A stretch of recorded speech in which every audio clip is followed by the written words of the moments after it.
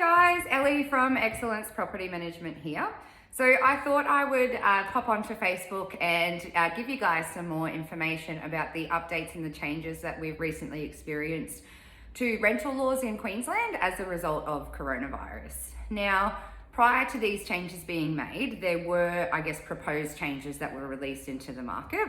Those proposed changes were very scary and appeared very troublesome for landlords and property managers. So the good news is, prior to the changes being made, those proposed changes were actually revised. And what has been released, I believe and feel like it does offer a lot more protection to landlords and is a more fair and even result for everyone. So that's great news. So I'm going to run through and just sort of explain some of those changes now. I guess the first thing, and just a bit of a disclaimer, obviously this is new legislation. It hasn't actually been tested through the courts.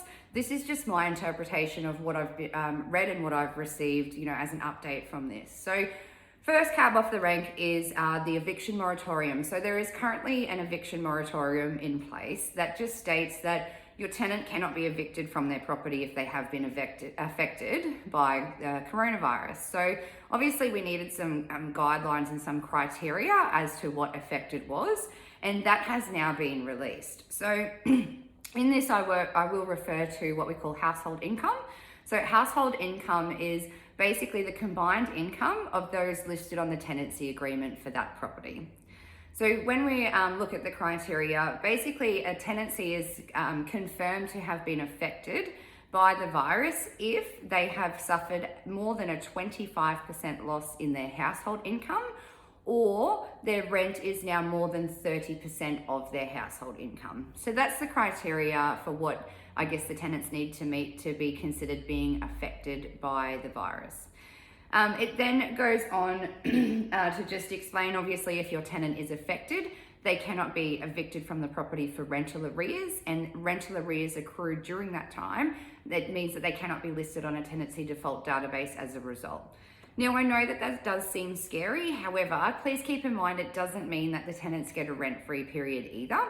What it is it's basically urging tenants and landlords to come together to try and come up with a solution. One of the second questions was, can we ask tenants to substantiate that? Can we ask them to provide evidence? And the good news is yes, we absolutely can. So the exact same way we would do if a tenant was applying to move into a property, we would collect the same amount of evidence to not only substantiate the loss of income, but also clarify any new income and make sure that's declared as well to assess them against that criteria. If the tenant does meet that criteria, we do have a process here where we'll go through what we call a financial hardship application, and we'll try and come up with an outcome between the tenant and the landlord in the first instance, as opposed to a rent deduction or a rent deferral, or just seeing what we can do there. With the legislation and the way that it's written, if we're unable to come to an agreement between the tenant and the landlord, we then would go to what we call a dispute resolution process, which is with the RTA. And that's when an agreement is they try to facilitate an agreement on our behalf. If you can still not reach an agreement there, it would then proceed to the Queensland Civil and Administrative Tribunal, which is basically the small claims court, and a decision would be made for us by a magistrate.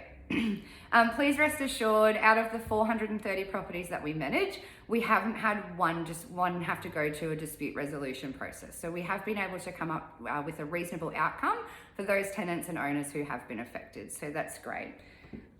The second one was about, tenants moving out and what if they need to break their lease. So there is new legislation that has been released to protect tenants if they do need to get out of their tenancy. It's just basically an update to the break lease costs the tenant would have to pay to compensate the owner.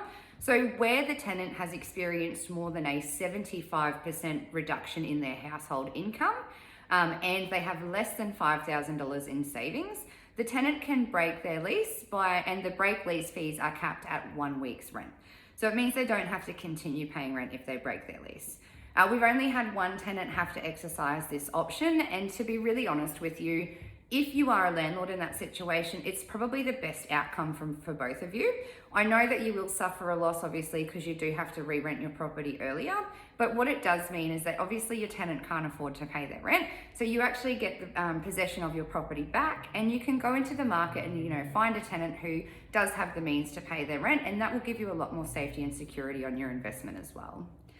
There was a basically blanket extension on fixed term lease agreements. So if your tenant has been affected by the virus, and I've been through that criteria earlier, then if their lease agreement expires between now and the 30th of September, the agreement is automatically extended to the 30th of September. So that's obviously only if that's what your tenant wants.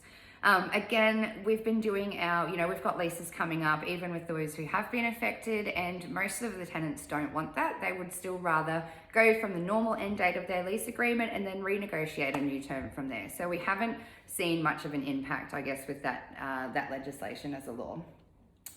A lot of questions we got was around entry to the property. So, can tenants refuse entry to the property?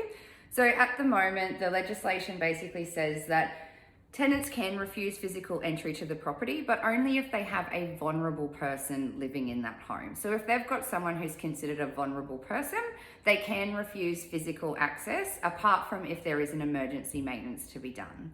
The legislation does stipulate more about who is considered a vulnerable person. I've created a blog with this one, so there are links below that will give you some more information and some more detail on that as well.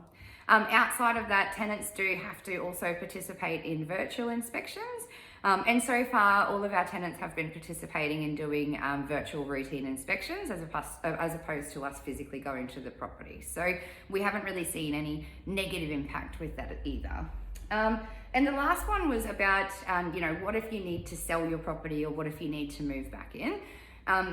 Just because your tenant's been affected, it doesn't mean you can't get access to your property, but it's basically the legislation is only if you need to. So there's two reasons in which, and this has got to be outside of a fixed term lease agreement. So if the lease is coming up to expire, you can take back possession of your property by giving the required notice, provided that you are taking the property back because you or an immediate family member need to move in, or you need to sell your property. So if you need to sell or you need to move back in, you can still get access back to your property. I hope that answers everyone's questions. Look, we manage 430 properties. Out of the 430 properties that we do manage, only 26 tenancies have indicated that they've been affected. Even out of those 26 tenancies, like I said, only one person has had to leave the property early and break their lease agreement at those capped fees.